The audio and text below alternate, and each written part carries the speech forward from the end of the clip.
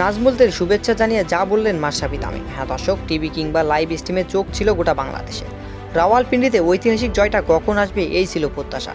মুশফিকুর রহিম ও সাকিব আল হাসান মিলে আজ সেই জয়টা এনে দেওয়ার পর চলছে উদযাপন। সামাজিক যোগাযোগের মাধ্যমে শুভেচ্ছা বার্তা উপচে পড়ছে। সেখানে নাজমুল হোসেনের দলের জন্য শুভেচ্ছা বার্তা দিয়েছেন জাতীয় দলের সাবেক দুই অধিনায়ক মাশরাফি বিন মুর্তজা ও তামিম ইকবালও। রাওয়ালপিন্ডিতে আজ দ্বিতীয় টেস্ট 6 উইকেটে জিতে পাকিস্তানকে 2 ম্যাচের টেস্ট সিরিজে 2-0 ব্যবধানে হারিয়েছেন নাজমুল হোসেনের দল। জয়ের পর সাবেক অধিনায়ক মাশরাফি তার ভেরিফাই ফেসবুক অ্যাকাউন্টে একটি বার্তা পোস্ট করেন। পাকিস্তানের বিপক্ষে ঐতিহাসিক টেস্ট সিরিজ জয়, অভিনন্দন বাংলাদেশ। জাতীয় দলের বাইরে থাকা সাবেক অধিনায়ক তামিম তার ভেরিফাই ফেসবুক অ্যাকাউন্ট থেকে ইংরেজি ভাষায় একটি শুভেচ্ছা বার্তা পোস্ট করেন।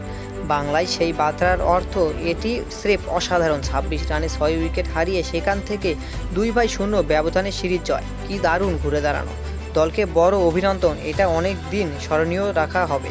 অভিনন্দন বাংলাদেশকে। হ্যাঁ দর্শক, যদি ভিডিওটা ভালো লাগে একটি লাইক করে দেবেন আর চ্যানেলটি সাবস্ক্রাইব করে দেবেন পরবর্তী আপডেট ভিডিও পাওয়ার জন্য। ধন্যবাদ।